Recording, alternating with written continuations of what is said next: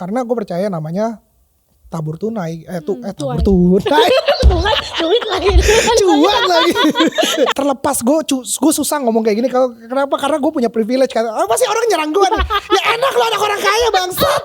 Gue nggak bisa kasih gaji yang gede-gede banget lah. Ya maksudnya gila, gaji gue aja kecil anjing di situ. Sumpah. Berapa? Kita main range aja boleh gak? Hello, welcome back to Rewind. Hari ini kita kedatangan seorang kakak kelas di industri media digital, Oh iya. tepatnya USS. Selamat datang, Jejo. Selamat datang. Perkenalkan, aku ini owner dari Vokat. Lu bilang apa? Enggak, Vokatif emang bukan gua. Perkenalkan, saya owner dari Kapan Lagi. Enggak, canda ya. Perkenalkan, Jejo owner dari USS Network. Ya, USS Network. Selamat datang. Hari ini mungkin kita sebagai adik kelas. Enggak lah, jangan lah, enggak ada junior senioran, gila gua kesini aja belajar terus. Ya, hari ini kita juga akan belajar dari Jejo. Amin. Kalau di Rewind biasanya kita start dari masa kecil. Oke. Jujur, gue tuh penasaran banget gimana masa kecil seorang anak yang terlahir kaya. Gimana rasanya? Sebelum lu ngomong gitu, kenapa lu ngejudge gue sebagai orang kaya? Itu dong, gue penasaran dong, boleh dong? Boleh. Kenapa? Reasonnya apa dulu nih yang lu lihat tuh kayak gimana sih? Karena ada orang yang pura-pura kaya, ada orang yang kaya, ada orang yang ternyata kaya tapi dalamnya mau kondo, kan ada juga. Makanya kan judgement lu nganggep gue kaya iya. kenapa? Karena itu brandingan yang lo punya dan memang sudah dibangun gak sih? Dan itu emang lo gitu. Lo emang sudah terlahir kaya. Ya kan, maksudnya kan ya how you define rich. Karena menurut gue sendiri, gue masih ngurus orang kaya itu orang yang udah gak perlu kerja cuy. Gue masih kerja, jadi gue masih miskin. Tapi secara material lo lebih punya dibanding manusia-manusia pada umumnya. Maybe ya, rata-rata mungkin iya gitu loh. Maksudnya di umur gue sekarang ya gue udah bebas deh gue untuk ngelakuin apa aja. Walaupun gue nggak harus bangun USS, mungkin ngikutin orang tua aja udah bisa. Tapi gue masih mencoba untuk ngejalanin USS, cari keringat sendiri, dan alhamdulillah berjalan. Gue nggak pernah sadar gue itu orang yang berkecukupan. Mungkin gue di situ dulu aja ya. Karena dari kecil orang tua lumayan strict ya. Sampai sekarang aja masih strict. They really think that kita jadi orang harus benar-benar dari bawah. Kalau mereka belum deserve, lu nggak bisa pakai aset keluarga kayak gitu. Waktu kecil ini ada satu cerita yang gue ceritain. Dan gue juga lumayan kaget. Masa kalau sekarang gue inget-inget ini gue malu banget loh. Jadi ya gue kalau dianterin sekolah itu naik Panther, kalau nggak Kijang kotak. Lu bayangin Kijang kotak gitu kan. Tapi kalau ada hari yang sama orang tua, bapak gue nyetirin gue naik Mercy gitu loh. Maksudnya kan kalau gue naik Mercy, kayaknya pengennya tuh di dropnya di depan. Gila, anak SD, lu bayangin anak SD bisa kepikiran kayak gitu Jack. Tapi kalau gue dijemput pakai sopir, itu gue mintanya dijemputnya tuh di ujung-ujung sana gitu loh. Kayak dan orang tua benar-benar gak kasih. Maksudnya dan flashback untuk gue SMA, maksudnya untuk zaman sekarang gue ngeliat orang kayak gila kecil-kecil mereka SMP SMA udah naik Porsche, naik Mercy. Mungkin ya walaupun itu gue yakin orang tuanya. Gue di umur segitu gue nggak boleh dipakai. Bokap gue bilang apa yang barangnya papi bukan barang kamu. Dan kamu suatu hari mesti kerja untuk bisa beli barang kamu sendiri. Itu yang jadi acuan hidup gue. Gue gak ngerti ya maksudnya ya, tapi gue udah ngerti aja maksudnya mobil Mercy keren gitu loh. Makanya kalau gue dianterin bapak gue SD, bayangin SD kelas 3 gitu, dianterin di depan lobi sekolah di Teresia kan gitu. Wih keren banget gue naik Mercy gitu, teman-teman. Wih Mercy coy, Mercy gitu. Tapi kirain gue naik Kijang gitu, gue minta di dropin jauh banget anjir, jalan kaki. Maksudnya tuh itu konsep anak kecil aja. Ya gue bisa tahu bahwa ini adalah miliknya orang tua tapi bukan milik gue. Giliran gue dipaksa untuk naik kendaraan yang mungkin tidak bagus atau kayak gimana, yang seadanya, ya gue ada kayak minder gitu. Tapi ada pressure juga mungkin dari teman-teman yang Iya, teman-teman gue soalnya ya ya sekarang kalau gue ngeliat sekarang banyak yang sukses, banyak yang tapi konsep of rich itu menurut gue makin nyadar. Kayaknya hari ini gue datang mobil keseharian gue Fortuner Jack gitu loh. Maksudnya gue menyadari bahwa rich itu bukan lu yang selalu lu kepengen show off gitu loh. Maksudnya kalau gue mau show off, Fortuner Jejo. dengerin gue dulu. Oke. Dengerin gue dulu. Maksudnya kan orang expect, maksudnya gue sering banget, maksudnya kemana-mana mesti naik Ferrari, kemana-mana maksudnya orang buat flexing kayak gitu kan. Tapi I'm really comfortable with my Fortuner gitu loh. Maksudnya kalau gue naik Innova atau apapun, gue naik Grab, naik Gojek, naik ojek aja gue juga nggak apa-apa. Gue malah sering ngepost-ngepostin kalau gue naik ojek gitu loh. I think ada satu fase di mana when you are comfortable dan lu ngerasa gue udah kaya kayak gitu, lu nggak perlu butuh eksistensi di mana gue kemana-mana mesti naik mobil keren gitu. Mobil yang gue beli tuh gue bener-bener taruh di rumah, gue suka aja koleksi gitu loh. And something yang gue nggak harus pakai tiap hari untuk ngebuktiin eksistensi gue.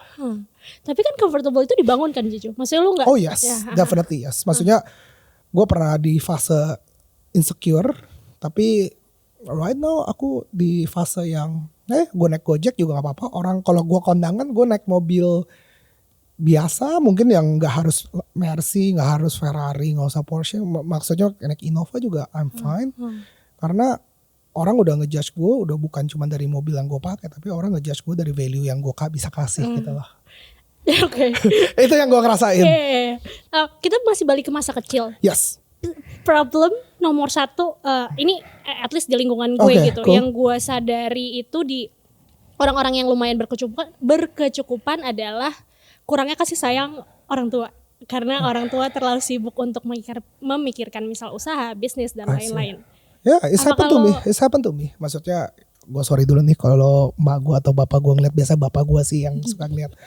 But gue punya a rough childhood gitu loh. That's the reason kenapa gue deket sama pembantu gue deket sama sopir gue. Mungkin kalian juga pernah nonton yang gue sama sopir gue 15 tahun. Karena dari gue kecil gue only hidup sama mereka gitu loh. Nyokap gue dari gue SMA, I think dia udah ke Amerika ngurusin kakak-kakak gue. Jadi lu bayangin waktu gue di SMP gue tinggal sendiri. Karena bokap gue sibuk kerja, nyokap gue di Amerika. Jadi tuh waktu itu bener-bener rumah kayak biaya listrik gue udah mesti ngurusin. Gue udah dikasih duit, bukannya gue dikasih duit gede itu gue foya-foya, gue dikasih duit malah buat ngurusin rumah. Dan itu gue baru SMP 3, mau SMA 1. So the concept of rough childhood beneran ada sih gitu loh. Dan kalau gue bilang apakah kebanyakan orang kayak gitu, gue gak tahu. Cuman emang rata-rata orang yang gue tahu punya kelebihan di material, punya kekurangan di kasih sayang. You got lonely? Banget. I think waktu orang kira gue waktu kecil kayak bahagia, sebenarnya enggak banget sih. Menurut gue the worst case mungkin waktu lagi SMA 1 di mana gue jadi berantem terus, mungkin gue caper, butuh perhatian dan segala macem. Gue gak naik kelas, gue digebukin sama bapak gue dan gue langsung dikirim ke Amerika. And I think itu fase-fase gue yang paling down menurut gue. Karena gue nyadar hidup gue itu gue bangun buat gue sendiri. Dan maksudnya dan gue gak bisa depend sama siapa-siapa. Maksudnya ya bisa aja bokap gue tiba-tiba ngambil semua utilisasi gue dan ya udah lu bener-bener gak ada apa-apa. Akhirnya makanya di Amerika gue reset mindset gue dari nol. Gue kerja di pom bensin. I work in pom bensin di Maryland. Tempat pom bensinnya sempat jadi tempat penembakan juga. Untung gue lagi gak kerja. Hoki gue gede. Gue mesti bersihin WC. Selama di pom bensin gue kerja setahun. So gue jadi kasir, pembersih WC juga. Bukannya lu dapet uang jajan dari? Dapat. Tapi nggak gara-gara gue dikeluarin uang jajan gue lumayan. Gue inget ini 10 years ago. Jadi uang jajan gue mungkin sekitar 4 juta, 5 juta rupiah. $500. At that time dolar masih 10 ribu, gak kayak sekarang 16 ribu. Gimana sih? Oops. Okay. Ya jadi gue butuh kerja. Dan waktu itu gak tahu kenapa gue mau coba kerja di pom bensin supaya gue tahu sih kerja dari bawah tuh kayak gimana caranya. Di momen apa lu sadar lu harus coba dari bawah? Atau apakah memang Amerika adalah titik balik seorang Joe dari yang tadinya nakal, bandel, cari perhatian dan bisa berubah? I think di Amerika benar-benar gue ngelihat banyak banget manusia yang less privilege dibandingin Jakarta ya. Waktu gue di Teresia, teman-teman lu semua udah kaya coy. But di Amerika banyak orang tuh yang umur 17 tahun tuh udah dibuang gitu loh. Jadi teman-teman gue di kuliahan kebanyakan orang Vietnam. Jadi gue sempat di Seattle dulu nih. Habis di Seattle, lu bayangin gue di sekolah di Seattle aja. Gue tuh gak ngomong bahasa Inggris, Jack. Gue tuh ngumpulnya sama orang Indo doang. Ngebul doang kerjaannya, ngebul. Udah abis itu bokap gue udahlah mati aja nih anak. Udah dikirim ke Washington DC. Awalnya tuh lu di Seattle dulu. Wah di Seattle ngumpulnya sama orang Indo lagi. Ya rusak lagi, aduh. Pindah ke Washington DC.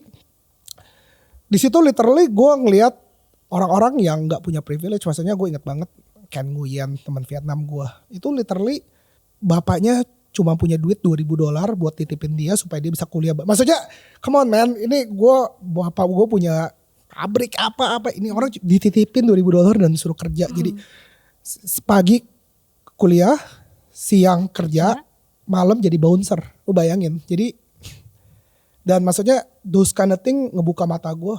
Anjing gue mesti jadi those kind of guy untuk appreciate bukan soal duit tapi soal hidup. Dan ya I think itu ngebuka mata gue banget sih. Ada lagi gak di US yang kayak momen berkesan lah untuk kayaknya kalau gue inget lah kayak gue ngelakuin ini atau gue mengetahui hal baru yang mungkin gak gue ketahuin ketika di Jakarta misalnya. Apa ya? Orang-orang situ sangat bener-bener apa ya? Open minded banget sih. Maksudnya literally gue waktu define open minded.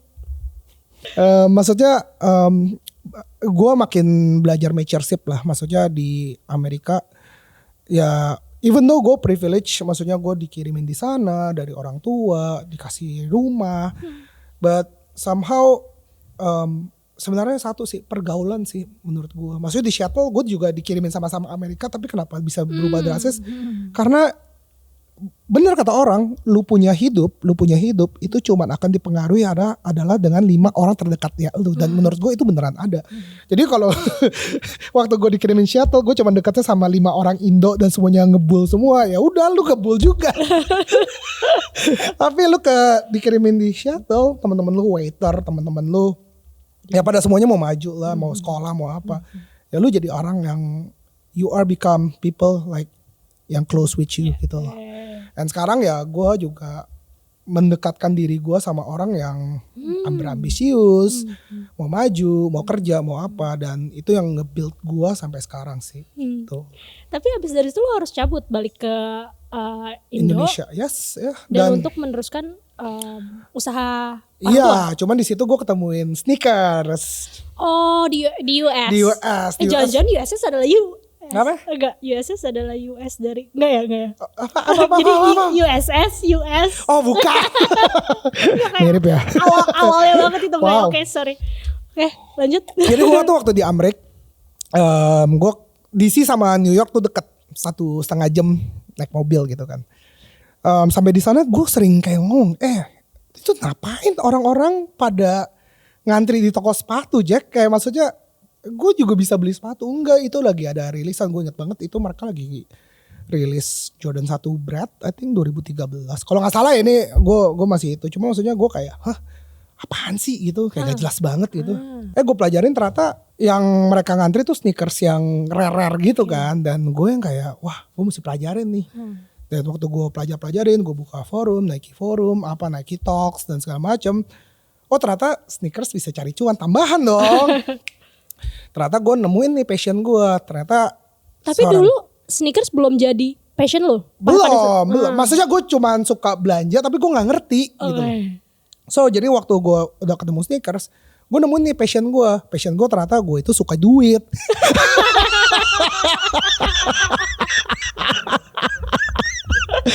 Gue cocok gak sih jadi pelawak? Anyway berarti di sana lu disadar tuh momen lu sadar oke. Iya, jadi kayak, wah ada cuannya nih, cuy gitu kan. Ya udah, gue waktu itu ngerasa lebih gila. Jadi Jordan yang pertama gue beli, gue masuk ke toko, gue beli Jordan 1, namanya Jordan 1 Bricks, anjing emang tuh. Nggak ada resellnya malah turun. Jadi wah kenapa hidup gue susah banget ya. Tapi that's the way of buat lo jadi belajar makin gede kan gitu loh. Jadi belajar lama-lama. Oh nyari nih dang, nyari ini apa gitu. Sehingga akhirnya Goldmine gue itu waktu jualan Yeezy gitu loh. Jadi Yeezy di Amerika cuman 5-6 juta, jualan di Indo 20 juta aja. Ada yang beli? Banyak. Arbitrage itu gue namanya, tahu arbitrage gak? Google tuh arbitrage. Nih gue kasih lihat nih arbitrage. Arbitrage itu jadi kalau di Amerika harganya berapa, di Indonesia harganya berapa. Perbedaan harga tapi barangnya sama. Itu yang gue pakai. Nah, dan gue lakukan sampai gue lulus nih. Gue lulus. Bolak-balik berarti ya pada saat itu masih belum ada kan gue kan dikasih liburan setahun 2 kali sama bapak gue. Digunakan doang. Jadi gue gak bawa baju, gue literally di koper gue isinya sepatu semua. Tuh ini jual ke siapa, jual siapa. Tapi lo jualnya kemana?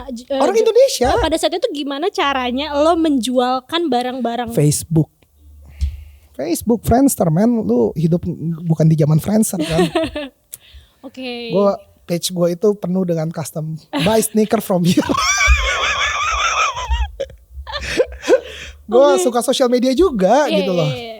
Jadi gue Facebook sih waktu itu gue tenteng, gue bawa datang sampai ya udah kayak ini gue ada ini nih ada ini. Kebanyakan Yeezy sih, mostly Yeezy waktu itu. Dan waktu orang gila Yeezy, gue beliin Jordan 1 tuh murah-murah, Jordan 1 yang lama-lama gue beliin. Ya, ternyata cuan lama-lama gila passion gue dicuan. Berarti lo memanfaatkan orang-orang yang gila akan tren, bener gak? Oh enggak sih, maksudnya kayak gini.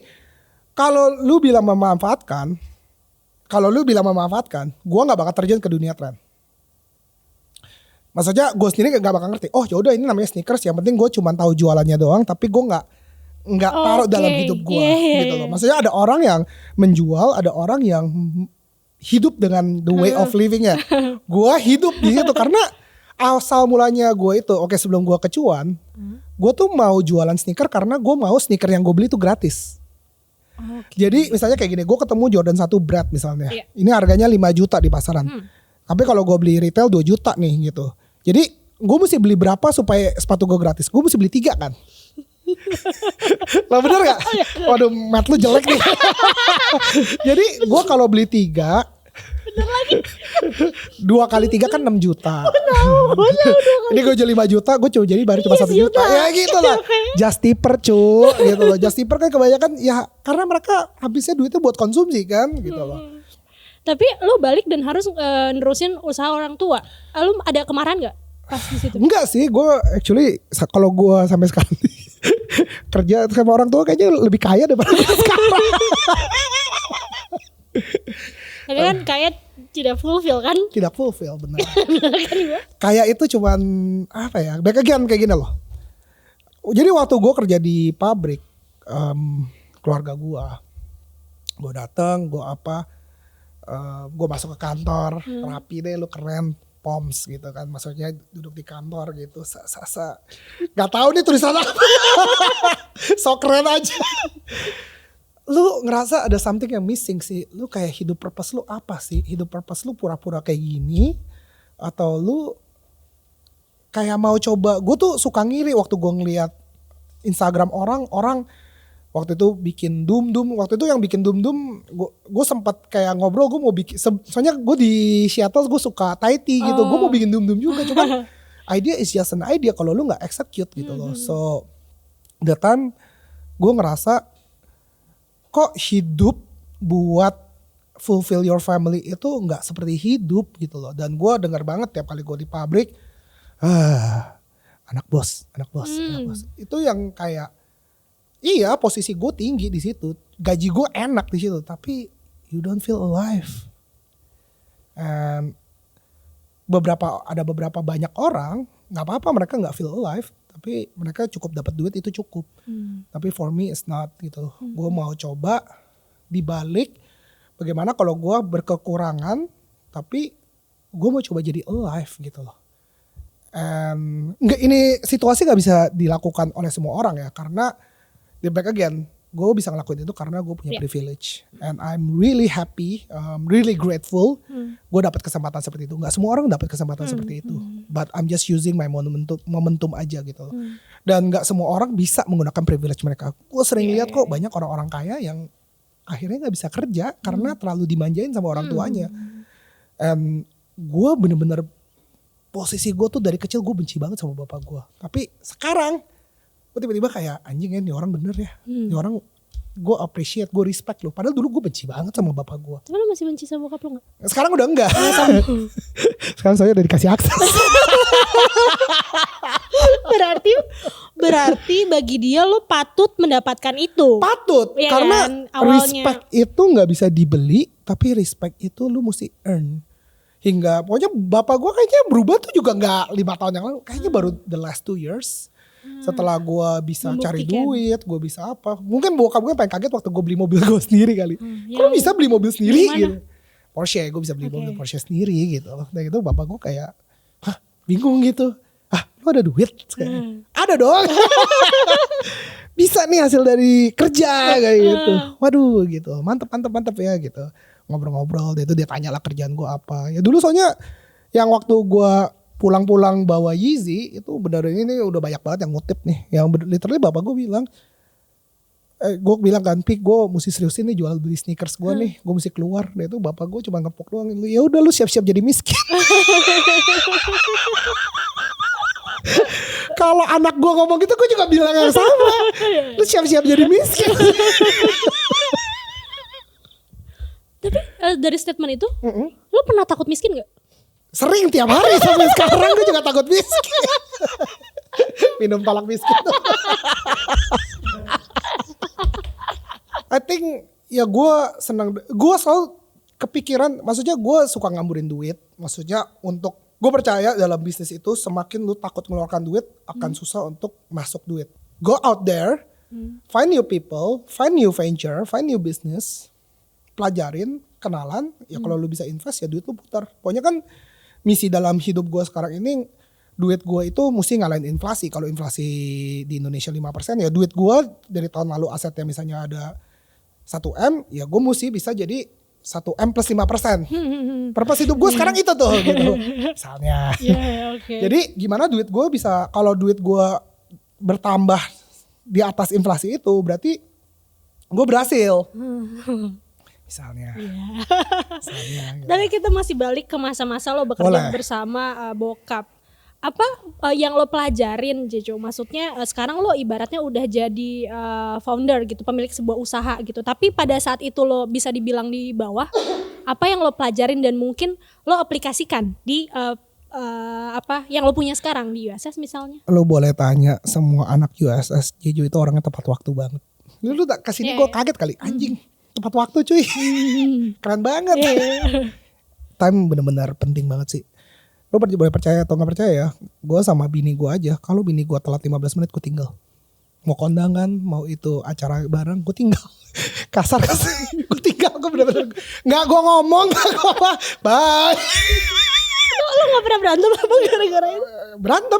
Enggak, saking gue malas berantem. Jadi kalau dulu tuh gue ngamuk-ngamuk, karena kalau misalnya gue ada meeting penting mesti bawa dia gitu, dia telat make up, gue ngerti. Makanya lu siap-siap dong, gue ada kerjaan. Apalagi kalau kita dapat job yang sama sebagai KOL gitu loh. Orang kalau lihat lu telat waktu, lu kayak males banget gitu loh. Maksudnya lu mesti jadi sisi. Karena gue udah jadi KOL, gue juga jadi orang yang butuh KOL. Jadi gue ngerti perasaannya mereka gitu loh. Dan iya, literally kalau bini gue telat lebih dari 15 menit gue tinggal. Gue nyetir sendiri, lu pakai sopir aja gak apa-apa, gue tinggal. Tepat waktu. Ada lagi? Kedua disiplin soal kerjaan sih. Maksudnya gue selalu nganggep opportunity ini jangan take it for granted gitu. Maksudnya apa? Jadi maksudnya gue gak tahu ya. Mungkin ada beberapa orang yang kayak misalnya diundang nih sama Maple. Nah buat kalian yang diundang ke Maple nih misalnya, aduh kejauhan nih, aduh Maple media kecil nih, aduh apa ini. Misalnya ya kayak gitu. Ya jangan gara-gara kalian terkenal, ya maksudnya kalau menurut gue semua media, semua orang yang mau invite gue mau apa, gue bakal consider bener-bener kalau emang memungkinkan gue bisa datang, gue pasti datang gitu loh. Dan gue pasti datang sendiri, maksudnya untuk support kalian juga dan apapun yang gue bisa bantu, karena gue percaya namanya tabur tunai, tabur tunai, duit lagi, cuan lagi, tabur tuai gitu. Jadi when you do good to other people, ya itu bakal balik lagi ke lu sendiri sih. Dan gue ngerasa gue bisa di posisi ini gara-gara gue selalu mencoba doing a good karma. Doing a good karma. Kan karma kan bisa bad bisa good kan. Gue selalu coba doing a good karma gitu supaya yang datang ke gue karma yang baik. Sejauh ini works? I think it works gitu loh. I think it works selama gue ngajatin orang, maksudnya gue juga appreciate waktu kalian. Makanya gue paling benci telat karena kenapa? Lu berarti udah nggak menghargai waktu orang lain. Terima kasih juga lo, gue mulainya juga on time di sini. Coba lu telat 1 jam, gue tinggalin.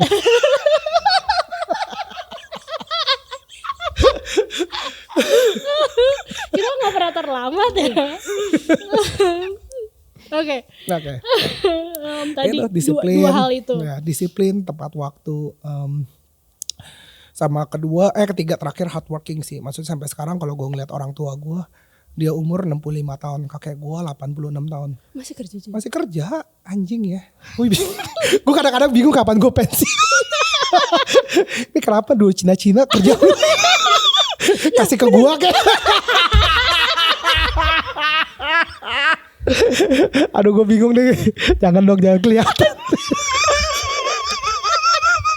Tapi gue masih penasaran di situ. Kenapa menurut lu mereka masih kerja? Kalau kakek gue udah tahu, kakek gue itu nggak mau pikun. Dia katanya kalau dia stop kerja, pikun Jack. Jadi orang bengong gitu, itu yang paling bahaya. Makanya banyak banget kalau kakek-kakek yang udah nggak bisa baca buku. Jack bilang pikun, dia nggak mau, dia maunya masih bisa karaoke, masih bisa ngurusin yayasan, sumpah. Tapi itu juga yang membuat sepertinya ya, ini menurut gue ya, sepertinya itu yang membuat bokap gue juga nggak bisa jadi. Bokap gue kalau dilihat tuh masih kayak sama kalau lagi ngobrol sama dia tuh bener-bener kayak anak kecil. Gimana gue Jack? Udah cucu. Dianggap bayi kali gitu loh. Sedangkan maksudnya, dan mungkin orang yang paling disayang kakek gue bukan gue, tapi anak gue. Udah ya gitu, kalau sama anak gue sayang banget. Kan sekarang umurnya 6 tahun jadi udah lumayan gede deh. Cuman tiap hari dibeliin barang-barang, tiap minggu dikasih ini. Gue bilang anjir teh, kapan gue jadi kayak gitu?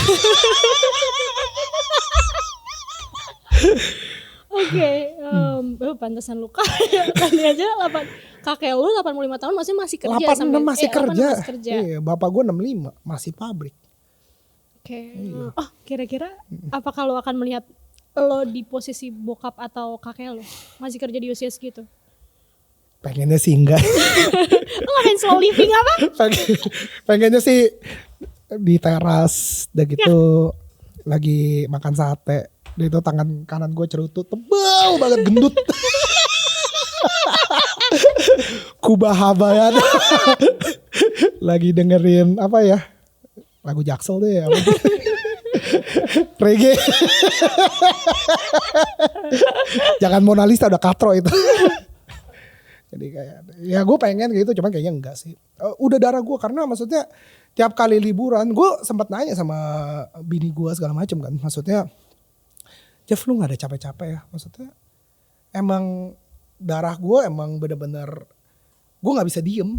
Maksudnya that's why kenapa TikTok gue ngedit sendiri, apa gue ngedit sendiri Jack. Yang ngetek videonya gue sendiri kan, kalau gue ada yang gue sendiri kan TikTok. Karena gue ngerasa gini loh, kenapa gue bikin USS Fit atau segala macam, karena gue kepengen apa yang gue aplikasikan dalam hidup gue. Sekarang maksudnya kayak gini, gue sampai sekarang itu lagi masih berantem sama USS Fit. Jadi kalau followers dia bisa ngelewatin gue kasih mereka 50 juta, belum kekejar kan. Jadi tiap kali udah mau kekejar, enggak, gue mesti banyak konten. Itu bedanya gue sama media-media lain. 50 juta untuk semuanya kan Iya dibagi. semuanya dong. Jangan dong. Kan timnya USS Fit ada beberapa gitu. Ada ratusan katanya. Kalau USS Fit-nya puluhan. Tapi kalau USS Network ya ratusan. Seratusan lah. Oke. Tadi kita yang balik pas lo bilang, pas ditanya bokap, lo mau miskin. Itu tapi lo udah punya plan belum at that point gitu. Gue bakal gini. Gue bakal punya USS. Gue bakal, maksudnya lo udah ada. Bahasa 2016, YOLO.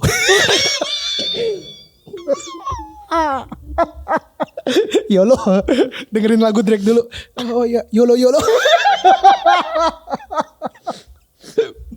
Jadi belum ada. Gak ada cuy, gak ada. Beneran gue kira hidup gue bakal jualan sneakers sampai umur sekarang gitu. Ternyata enggak.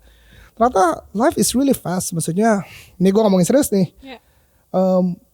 Mungkin gue yang 5 tahun yang lalu ngeliat gue yang sekarang, dia bakal bangga banget sih. Maksudnya gue udah bisa sampai di titik sini gitu loh.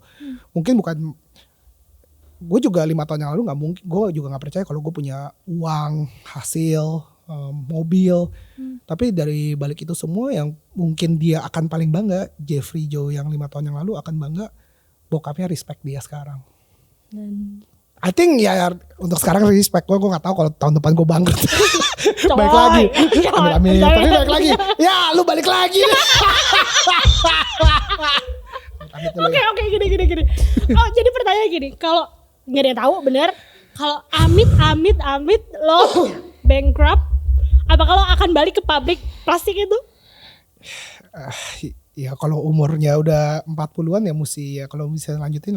Cuman ya bokap gue juga pasti ngeliat lah, lu masih emang bisa kerja atau enggak. Jadi maksudnya menurut gue yang bagusnya adalah ketika gue di posisi sekarang, bokap gue bukan ngeliat gue sebagai anak, tapi bokap gue ngeliat gue sebagai profesional.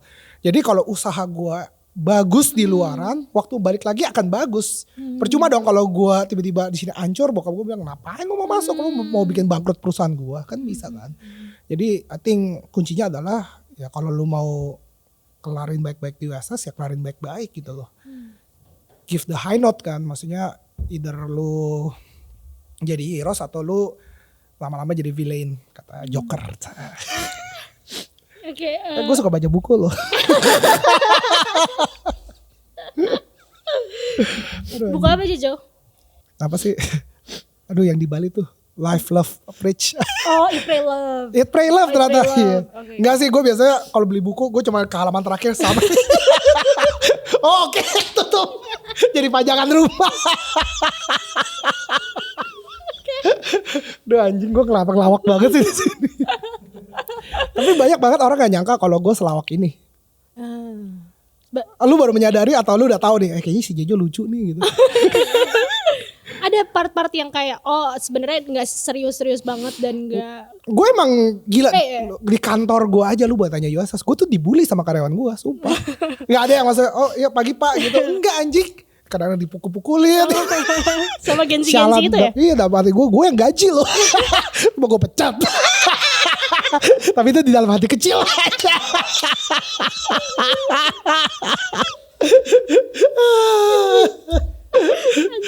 Gimana kerja sama Gensi? Jujur.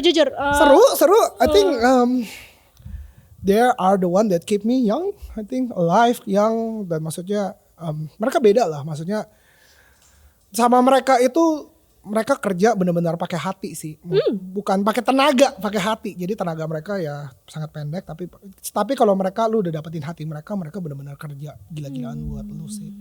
Dan maksudnya banyak orang yang gue ngeliat lulusannya USS jadi orang kok gitu. Dan I really appreciate it. Maksudnya hukum tak berdua. Jadi selama lu do goods di USS, maksudnya gue inget, maksudnya karyawan-karyawan gue yang bagus dan waktu minta gaji gede deh gitu gue gak kasih deh gitu, mereka ternyata jadi sukses. Gue selalu bilang ya itu orang udah pasti sukses karena kita juga lihat kredibilitasnya. Dan kalau mereka berhasil di luar sana, USS pasti juga bisa ngebantu juga gitu. Makanya ada USS FAM. Ya ada USS FAM, USS Network, dan lain-lain. Oke, tapi dari bisnis plastik, pabrik plastik, lo ke industri yang lebih edgy. Iya. Ada formulanya nggak yang akhirnya lo ternyata menemukan formula ini nih yang mungkin juga bisa di applicable untuk orang lain, misalnya? Maple ya. Maple udah gede anjrit, maksudnya gue bilang ya udah gede karena gue tahu kalau gue nggak tahu gue kayak ini siapa anjing, mana mau gue kesini. Ya kan udah lumayan. Tapi gue tahu, at least gue udah tahu sama lu Maple Media gitu loh. Cuman maksudnya kan lu ajakin gue waktu gue sumpah gue waktu di mana lokasinya? Alam Sutra. Hah, Alam Sutra. Gue sempat kayak nanya, ini Alam Sutra nih. Gue, bilangin dia yang datang aja, Gak bisa, studionya di Alam Sutra. Ya udah gue lihat dulu. Oh ya udahlah, hari ini gue meeting sama Pertamina, udah gitu meeting sama CGV, udah gitu ada gue lupa lagi, konferensi press. Gue ada cadel buat USS. Ya, abis itu gue lihat, abis itu ke ini deh, ya udah gue sempetin. Wow. Dalam satu, bahkan hari ini belum selesai gitu lo sudah melakukan itu. Habis itu gue mesti pulang ngambil duit, tadi kan lo lihat kan kayak gue itu. Mesti kirim lagi ke BSD. Ya udah. Jadi tapi gue selalu bilang, maksudnya ini untuk kalian semua nih, dan kalau buat anak USS yang nonton dan buat anak-anak muda, bersyukurlah kalau hidup lu dikasih kerjaan, karena lebih baik lu punya kerjaan dibandingin lu gak ada kerjaan. Amin.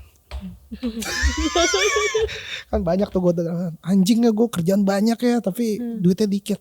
Aminin, lu masih dikasih kerjaan, dikasih sibuk tuh lu seneng, harusnya kita tuh seneng gitu. Maksudnya gue banyak lo orang lo DM gue nggak ada kerjaan kak, minta nggak ada kerjaan nih, minta kerjaan ya. Aduh.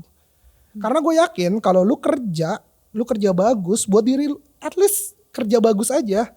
Itu appreciate tuh bukan, gak harus kantor, lu keluar deh itu orang lain yang lihat, pasti lu ditarik gitu loh. Kerja buat diri lu sendiri, bukan kerja buat orang lain. Buat USS pun juga gitu. Di USS, maksudnya gue gak bisa kasih gaji yang gede-gede banget lah. Ya maksudnya gila, gaji gue aja kecil anjing di situ, sumpah. Berapa? Kita main range aja boleh gak? Coba, menurut lu gaji gue berapa? Di USS 50 juta. Around that. Actually masih di bawah itu, tapi around that. Maksudnya itu gak sebanding apa-apa dibandingin bisnis gue yang kasih gue passive income. Investment. Gue ada restoran, ada investment, KOL, kerjaan KOL gue. Gue tuh hidup mungkin dari sono. Yang kerjaan kayak gitu ya udah, karena gue sayang USS ya udah gaji gue kecil aja gitu. Makanya gaji gue segitu, jadi nggak ada orang berani minta di atas.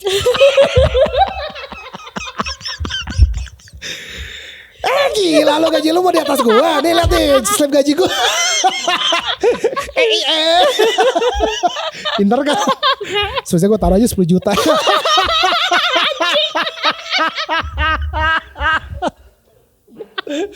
Anjing. Oke, tapi gini, gue ngerti poin lo. Tapi tadi kita ngomongin orang yang bekerja, dan kadang orang bekerja tidak dapat upah selayaknya. Itu bangsat, itu bangsat. Cuman maksudnya karena waktu gue muda, ya maksud terlepas gue susah ngomong kayak gini.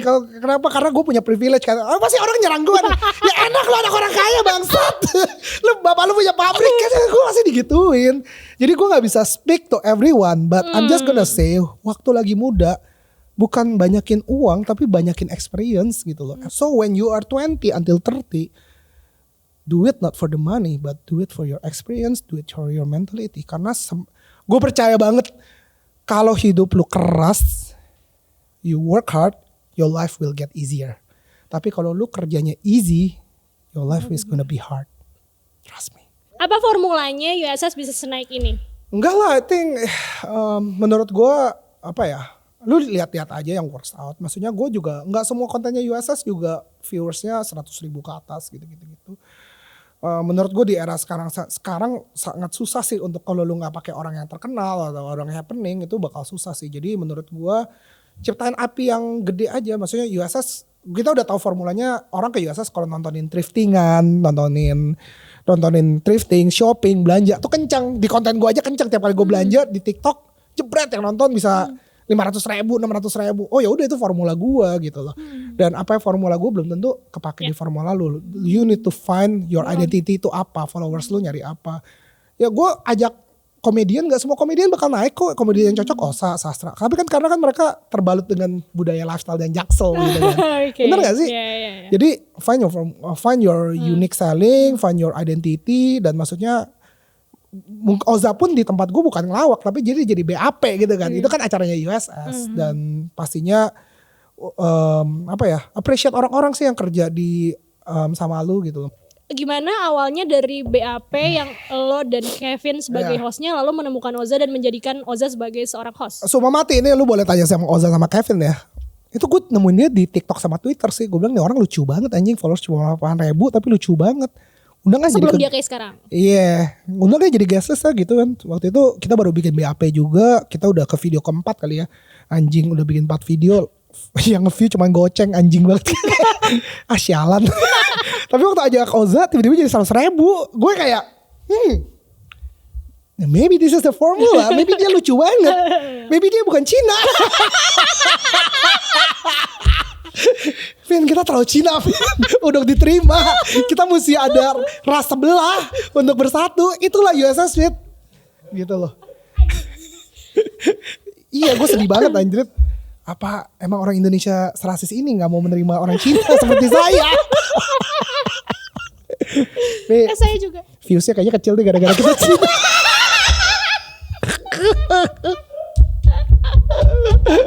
Maaf ya kalau viewsnya kecil. Jadi gue ngomong sama Oza kan, anjing, gue undang lagi ke BAP, ya pokoknya gue undang dia kalau nggak salah 2-3 kali, dan works pokoknya gede deh viewsnya.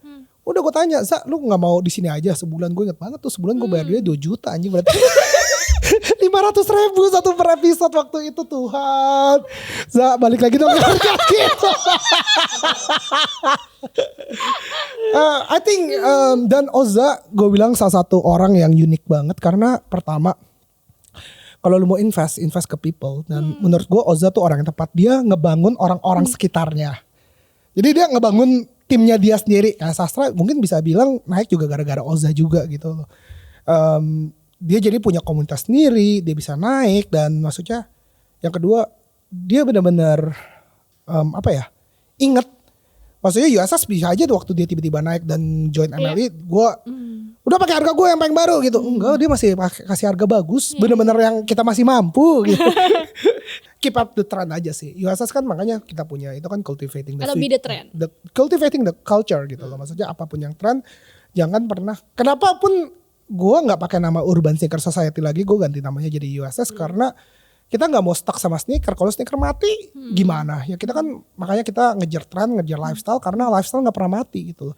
Pasti akan ada anak di suatu anak di mau itu Jakarta, Bekasi, Tangerang yang pengen jadi anak scan, yang pengen punya Dr. Martin, yang pengen maksudnya punya Adidas Samba. Ya kita kejar orang-orang seperti ini dong, dan maksudnya kita semua hidup di dalam itu. Makanya anak USS yang kerja di USS gak kaya-kaya, saya duit belanja.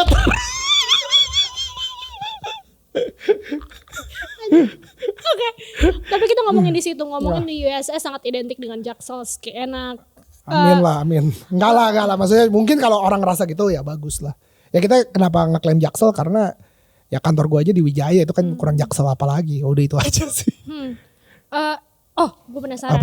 Apakah itu sebuah branding yang memang ingin diciptakan juga agar untuk menarik perhatian orang-orang ini? Gak juga, Jack. Gue beneran maksudnya apa sih maksudnya identitasnya orang Jaksel apa sih? Kalau kata-kata Jaksel party terus, SCBD gitu, shopping terus mahal gitu kan.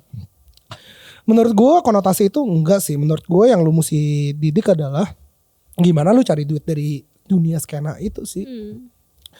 Kayak reseller sneaker sekarang. Kalau dulu kan resellernya Yeezy, Jordan. Ya sekarang udah berubah. Lu jualan itu udah mungkin udah nggak segitu laku. Lu jualannya Adidas Samba sekarang, New Balance. Jadi people adapt, market always change. Tinggal lu tahu market lu aja sih, si behavioral mereka berubahnya seperti apa gitu loh. Jadi bukannya gue mau memposisikan diri gue Jaksel gitu, gue mesti ngaku gue Jakut anjing, tinggal di Ancol gitu. Tapi karena partner gue tinggalnya di Senayan, so kantor kita deket-deket aja di situ, nggak apa-apa kok. Dan gue seneng banget, gue actually sangat terinfluence sama Wijaya, hopefully one day kalau gue bisa tinggal, gue pengennya tinggalnya di daerah Dharma Wangsa. Enak banget, lihat pohon, lihat apa gitu loh. Ya. Lo udah, kita nggak perlu sebut mungkin apa bidangnya apa. Lo udah mengakuisisi banyak bisnis. Menginvest banyak bisnis, yes. Menginvest banyak bisnis. Selain karena cuan, adakah alasan lain? Gue selalu ngerasa mungkin ya, maksudnya kalau gue amit-amit USS nggak sustain atau apa, don't put your eggs on one basket gitu loh. Jadi taruh di banyak-banyak gitu loh. Supaya ya, dan gue selalu bergerak, gue invest di something yang gue suka. Gue suka media, gue suka event, gue suka shop. Dan ya gue ada restoran juga gitu. Malah bisnis gue pertama sebelum gue keluar dari pabrik itu sebenarnya gue bikin restoran namanya Maple and Oak. Makanya gue mau kesini. Namanya Maple and Oak di Menteng, lu bisa Google. Iya. Namanya Maple, lucu banget gak sih? Maple and Oak namanya, beneran. Iya. Tahu emang? Gue pernah dengar. Oh thank you. Mungkin orang Serpong jalan kali ke Menteng. Soalnya gue search Maple. Iya Maple and Oak. Jadi restoran gue pertama Maple and Oak itu gue masih miskin tuh. Bener, gue ya maksudnya kan duitnya dari duit pribadi. Jadi waktu itu patungan satu orang 200 juta. Gue mesti kerja 1 tahun. Gue mesti kerja 1 tahun loh. Buat dapetin itu, ngumpulin itu 200 juta. Bikin restorannya ala kadarnya. Tapi sampai sekarang alhamdulillah sumpah masih survive. Dan waktu udah ada duit 2022 kita renov jadi bagus. Dan alhamdulillah makin bagus revenue-nya. Amin. Itu biar viral. Biar kita diterima. Balik ke pertanyaan itu, berarti gak ada alasan lain selain uang? Enggak dong, maksudnya basket.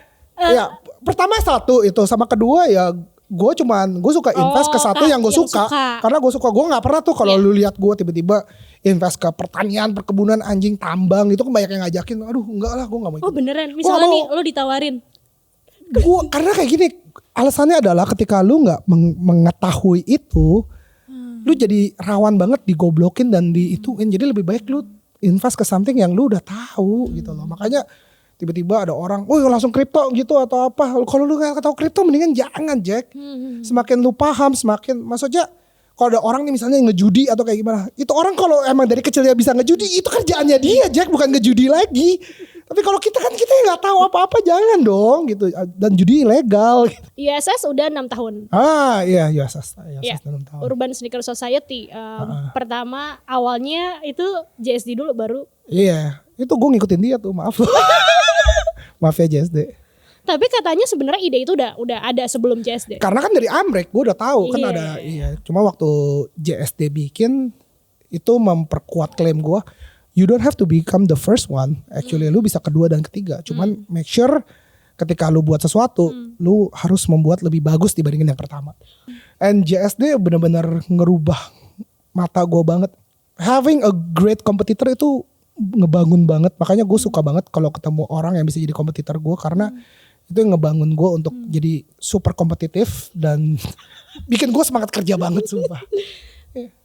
Apa yang akan berbeda dari acara-acara sebelumnya di USS tahun ini? Tahun ini makin banyak brand internasional, makin banyak brand lokal yang lu nggak pernah kedengeran dan bagus-bagus. Makin banyak kolaborasi juga. Sepatu Kompas collab sama Magna, sepatu Kangki collab sama Sabotage. Udah gitu ada Televisi Star, ada brand-brand dari Malaysia sama Singapura juga. Dia itu Shop Velvet juga buka di USS. Jadi seru banget kan. Jadi kayaknya ya kita ini udah benar-benar jadi melting spot, bukan cuma sneaker doang. Dan pastinya banyak puluhan tenants yang jual sneaker-sneaker dengan harga bagus banget. Ada sneaker 50.000 juga. Dan si Kick Avenue, kau pernah dengar Kick Avenue? Yeah. Lu tau gak sih itu gue punya? Iya. Tahu? Tahu. Thank you. Ya pokoknya si Kick Avenue juga gila sih. Kalau lu pada nih yang anak-anaknya kayak gini-gini, pasti kepengen Stussy kan. Stussy, ingat ya bacanya Stussy ya. Stussy bukan Stasi, Stussy. Jadi belanja Stussy kita keluarin barang dari 250.000. Jadi lu dengan 250.000 lu bisa dapetin barang Stussy. Mantap kan? Oke. Jadi datang. Oke.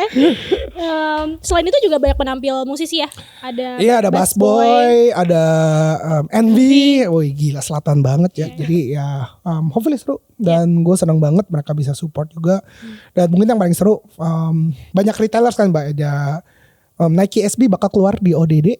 Jadi kalau lu ngumpulin Nike SB secara retail, this is a great change untuk lu dapetin Nike SB.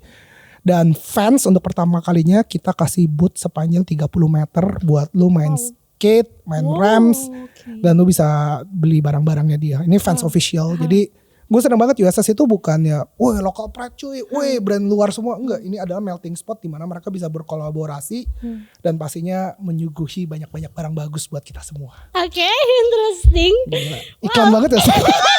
Sweetnya bisa gitu ya.